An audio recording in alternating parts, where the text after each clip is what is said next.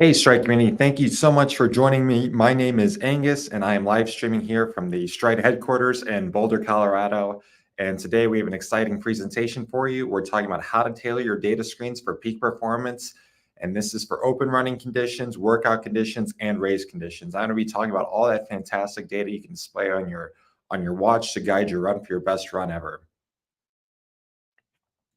So this is the schedule for today. We're going to be talking about the features of the Stryd Zones data field for Garmin watches, which we've had an update for recently. We're going to be talking about the features for the Stryd app on Apple Watch, which is also offering a premium running experience on Apple Watch. And then we're going to be diving into the data you should consider looking at for those open run data screens, those workout data screens, and racing data screens. And then finally, we're going to be diving a little deeper on how you would build a workout or race plan in the Stryd mobile app to execute your perfect race with Stryd.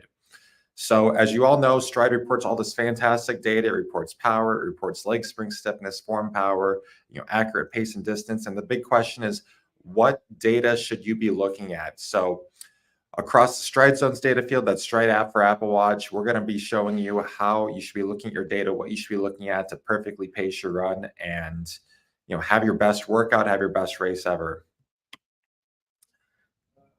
And we call it the runner's edge. We believe this does give you a major edge when you're running a Stryd. You have your data set the right way. You're looking at that critical data. That real-time running experience can be so critical to having that runner's edge and reaching that peak performance in any running condition.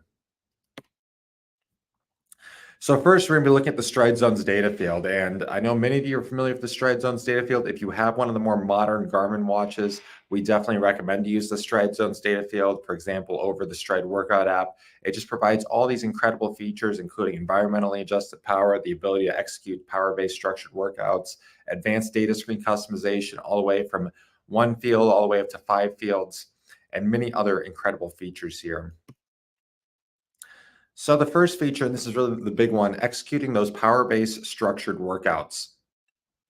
So you can build a power-based structured workout on your Stryd account. You can even build this on your Garmin account. And then when you build that power-based structured workout, you can transfer it into your watch. And when you do, you're going to receive those tones, those alerts, those workout steps, all within that Stryd Zones data field. So this is this custom Stryd data field that we have, incredible control over, things we can do that aren't even possible in the native running mode on the watch. We can implement into this Connect IQ data field and really guide your perfect power-based structured workout. And as I go through this presentation, if you have any questions, ask those on the chat, whether you're watching on X, watching on Facebook, watching on YouTube. Leave those comments in the chat there, and those will be passed on to me, and I'll be covering those at the end of the presentation here.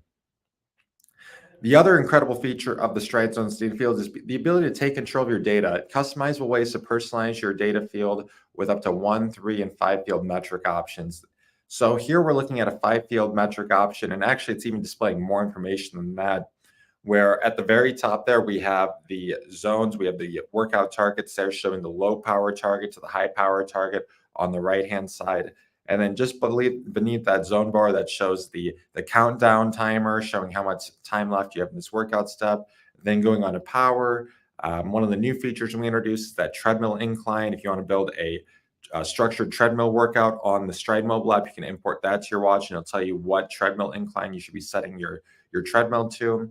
The workout step details there on the right-hand side, and at the bottom, it's showing total duration. So with that Stryd Zones data field, you can just fit incredible amount of information on the screen in a very friendly way, a very visible way. So you can just glance at your watch and get that critical detail that you want to be looking at. And if this is too much information for you, you can even boil that down to 3 fields and even 1 field there that you're looking at in that Stryd Zones data field. And then finally, the power zone display. I think the power zone display is so critical. It's so convenient here. Once again, we're looking at that top ridge of the watch there. We're seeing the runners within power zone 2 there, with that signified by that number 2 at the top of the screen. And you can see visually there that the runner is in that second power zone. And then here, the runner has configured the data screens to color the power number based on the zone. So you can see that main power field also turns blue as well to show that you're in zone 2. So these visual power zones can be incredibly important and incredibly useful in making sure you're staying in that right intensity. And if the runner dropped down the intensity, that little black dot, that's going to drop down into the zone 1 range. And if the runner picked up the intensity, that would pick up into the power zone 3, power zone 4, power zone 5. So you can see it's very dynamic and it shows what power zone you're running in. And that's not all for the Stryd Zones data field. Of course, there's a bunch of other incredible features. You can see the temperature and humidity directly from the Stryd pod. There's more workout data screens, and we're going to be covering this as we go deeper into the presentation. So now we're going to move on to the Stryd app on Apple Watch. And we really believe offers one of the most premium running experiences on Apple Watch when you have the Stryd app on there. And once again, we're talking about the guided workout experience. So here we're looking at that step details, the workout timer countdown, the power zone target. Then you also have room for additional metrics, whether you want to be looking at power or pace or even another metric. And along with all this great information you can see on the display of the Stryd app, you're also going to be receiving those same vibrations and tones to intuitively guide your workout, along with workout steps showing, telling you how much time you have left in this workout step, what power zone target you should be running in. Next, the Stryd app on Apple Watch also features that advanced customization. So you can set up, dedicated workout screens. And this is something that we can even take a step further on the Apple Watch, where we have those dedicated workout screens, run screens, custom data screens with 1, 3, 5, and 7 field grids. And additionally, you also get customization for the new map screen we've introduced in a recent update. This tracks your route as you're running, so you can kind of reflect on where you've gone. You're able to retrace your steps. And then additionally, we also have music screens where, for example, you're listening to music on your Apple Watch, you can pause the music, you can advance the music, all within the Stryd app on Apple Watch. So you get an incredible amount of customization in that Stryd app. And then finally, once again, the power zone display, you have a power zone metric, which I think is once again so critical. And we're seeing that same dynamic power zone display there. And this is showing that same, low end and high end of the target within that power zone. And we can see that up towards the top of the watch, that light blue, blue, purple, orange, and red power zones. So once again, this is incredibly helpful just to take a glance at your watch and dive into the right power zone.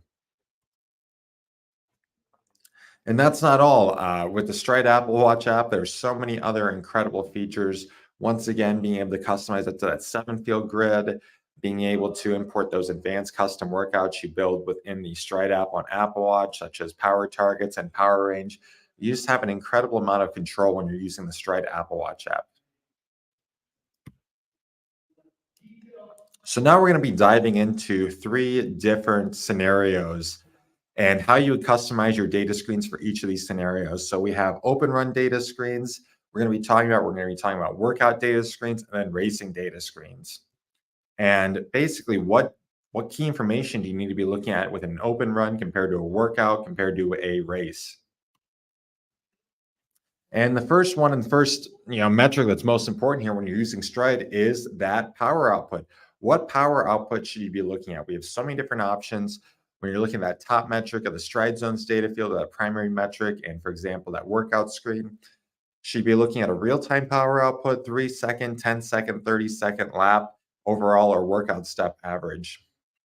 And a general rule of thumb here is you want to consider a longer average. For example, if you're newer to running with power or you're running on undulating terrain, for example, we have the run profiles that we introduced as part of the next gen Stryd. And for example, if you use a trail profile, that's automatically going to default to a more average power value. Where if you run on, for example, a flat track, it's going to default to a more responsive power value. So if you're running on undulating terrain, if you're running on the trails, you might want to consider that 30-second average.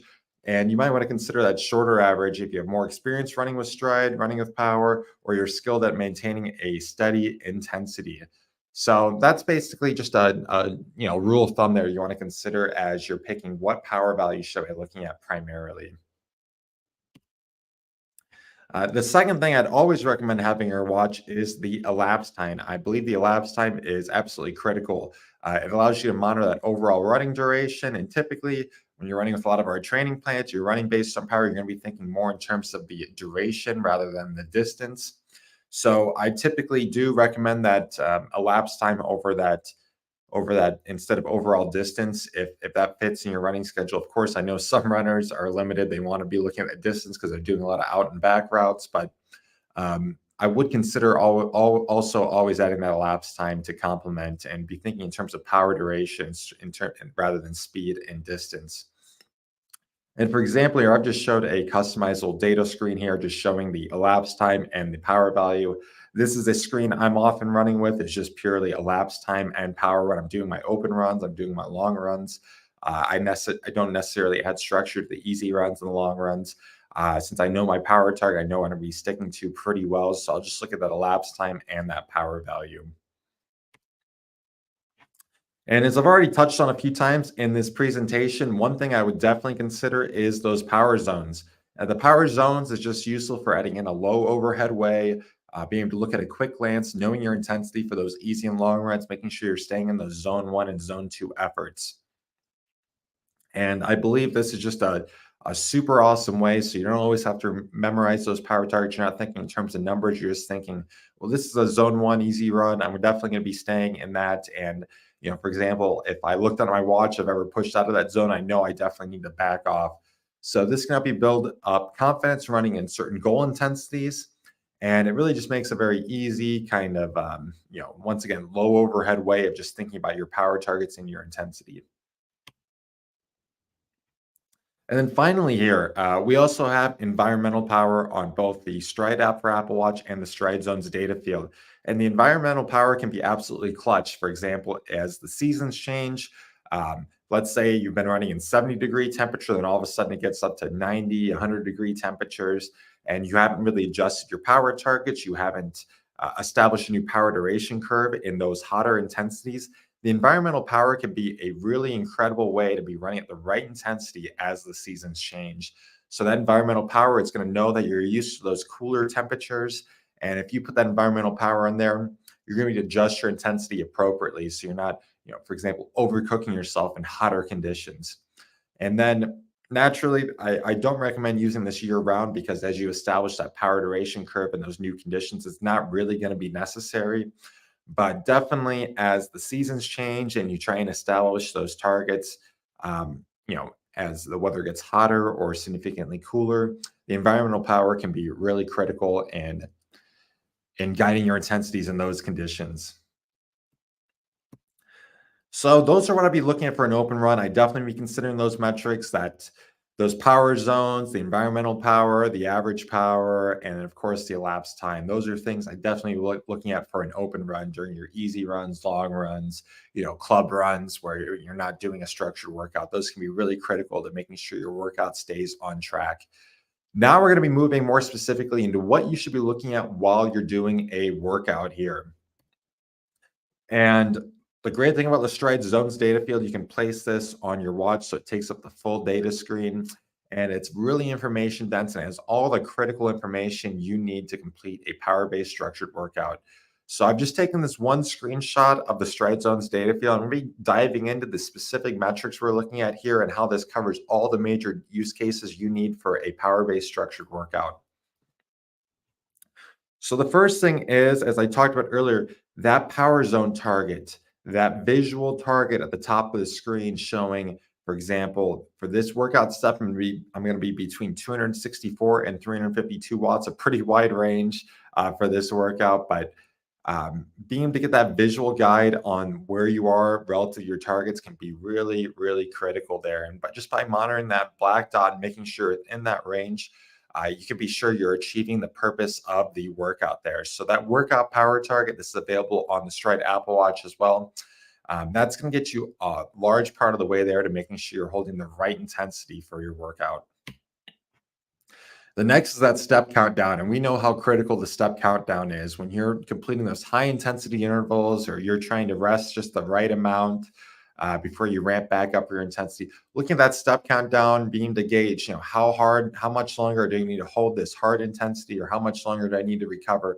That step countdown can be just so critical, and I think that is something you definitely want to be looking at while you're completing your workout, making sure you're getting those high effort intensities right and those recovery sections just perfect.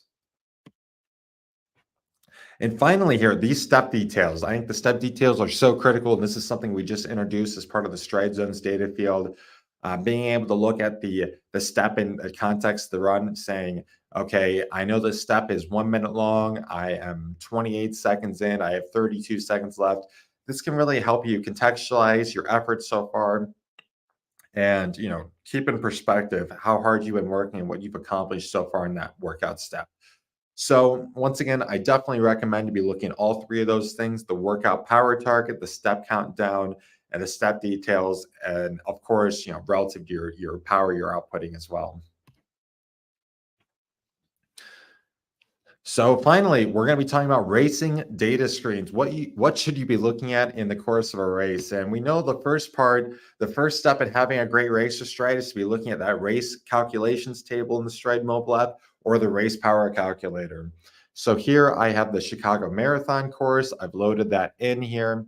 We can see for the Chicago Marathon, of course, I'm running 26.2 miles, the distance of a marathon.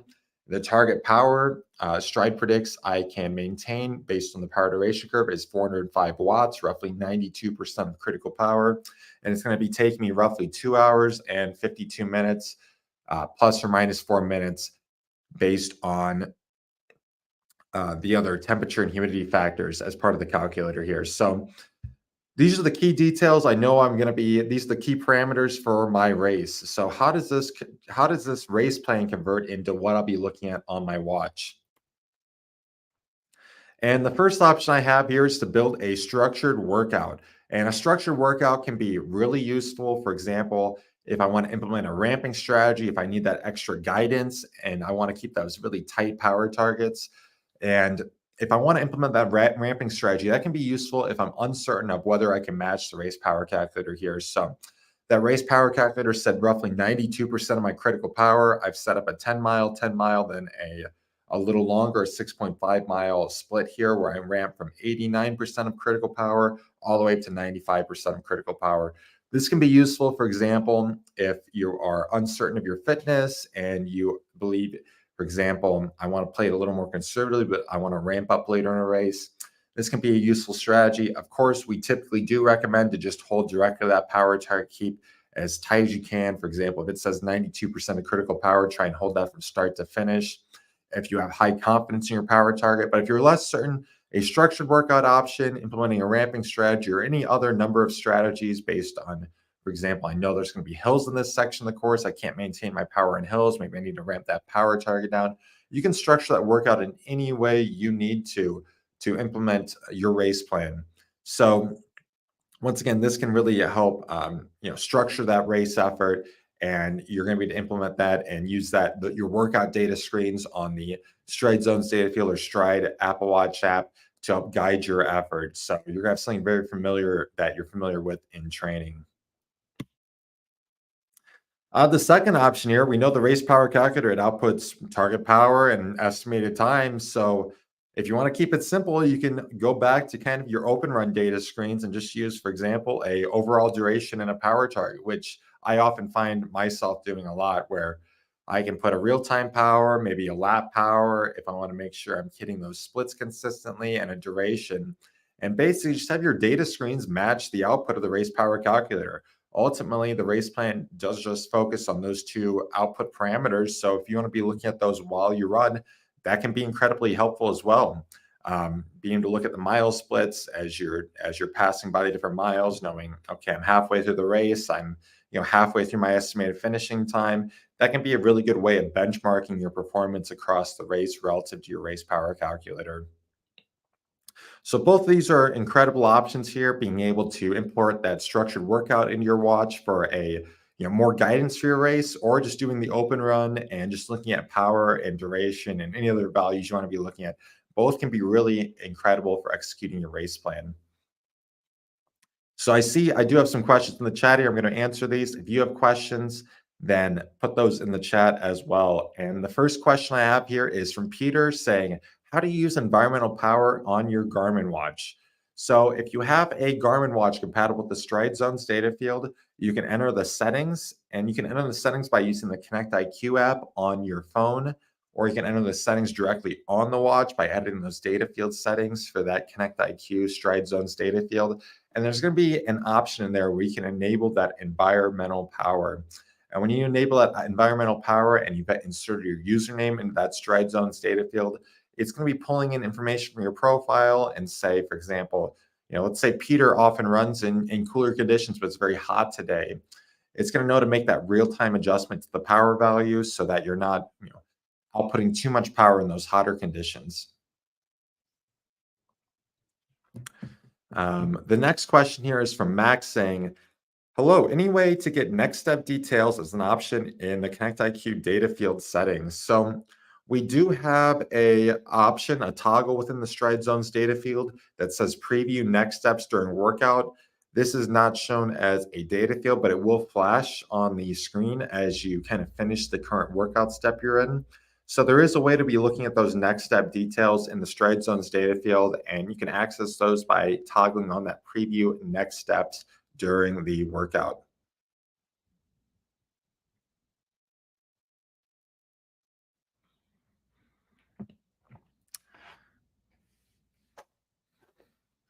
Question from Nadine saying, will this be recorded? Yes, it will be. So all of our live streams on YouTube, these are accessible if you go to that live stream tab on the Stryd YouTube channel. You can access all of our past live streams. There's a wealth of information there.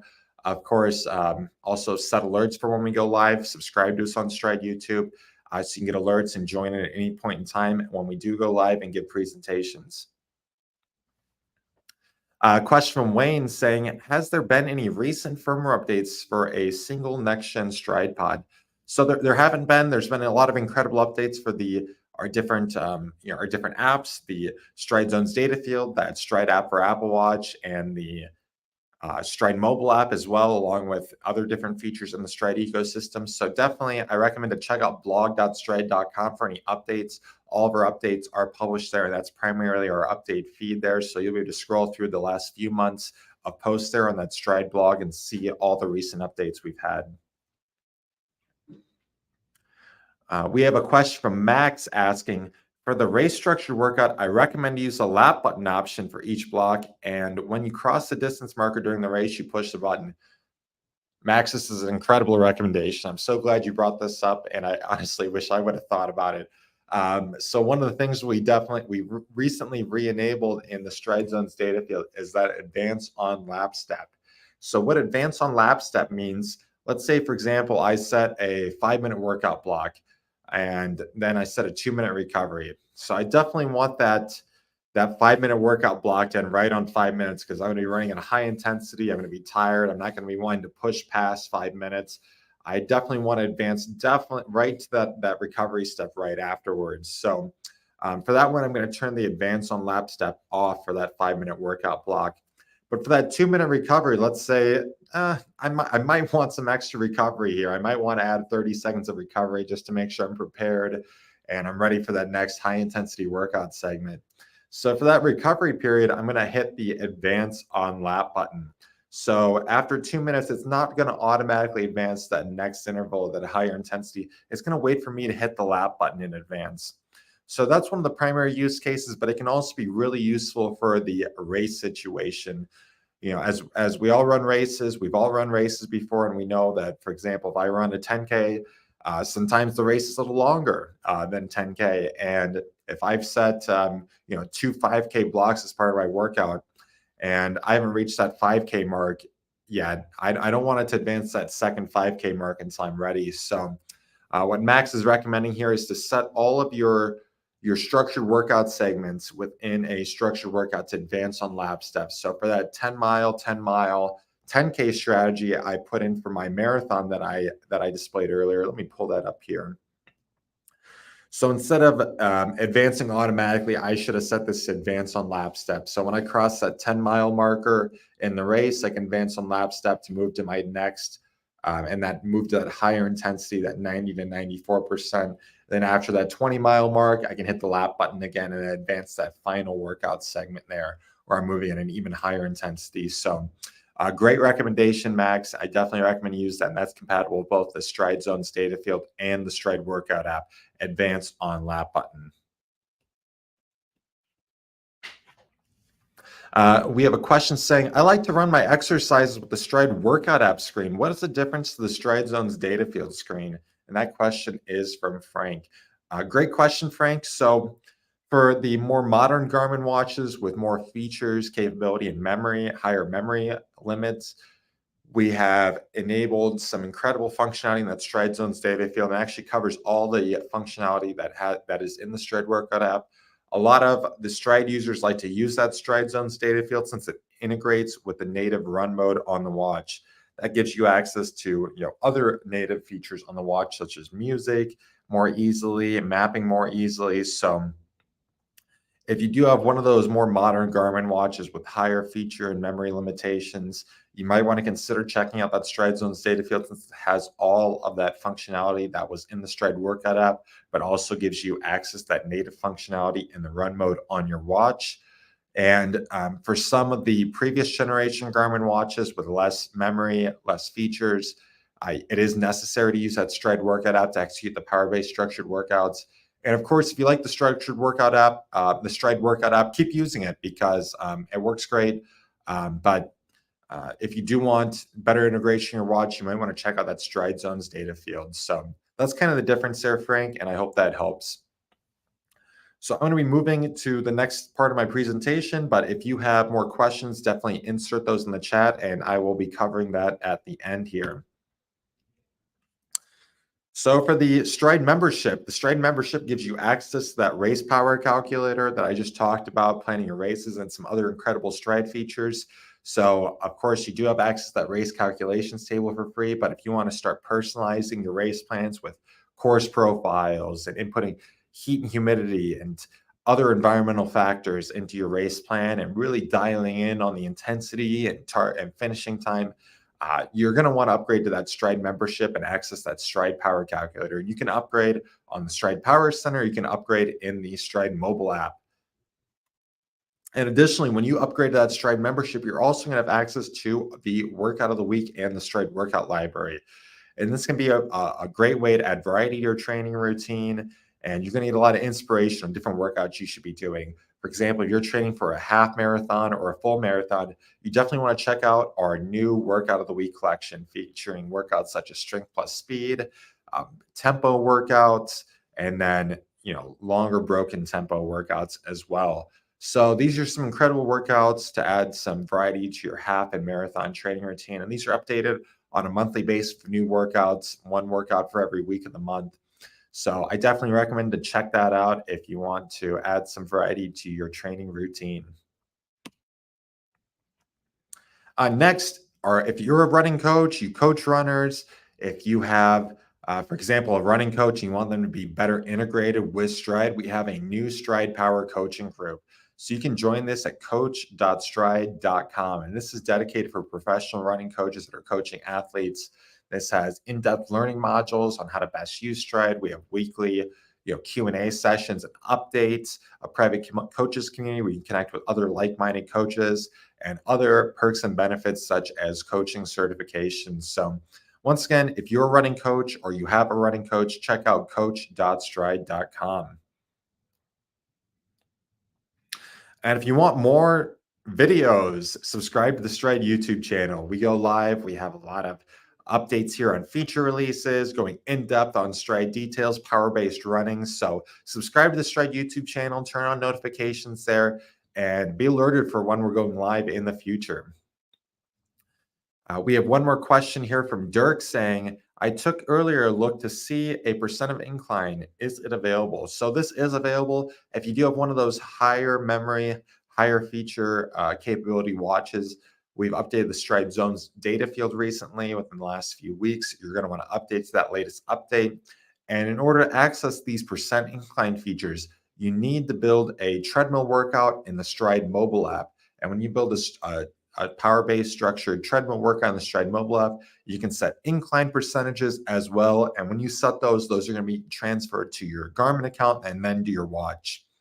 So once again, you must have one of those higher memory Garmin watches. You must be using the Stryd Zones data field. And you must build that power-based treadmill workout. And then you get the access to that really engaging incline, speed-based, power-based workout on your Garmin watch, within that Stryd zones data field. So that's all I have for today. That covers all the questions. Of course, if you have questions at any point in time, send those to us. Go to stryd.com, tap the little blue widget, send questions in there, and we can help at any point in time. But until next time, thanks for joining me. Once again, my name is Angus, and I'm broadcasting here from the Stryd headquarters in Boulder, Colorado.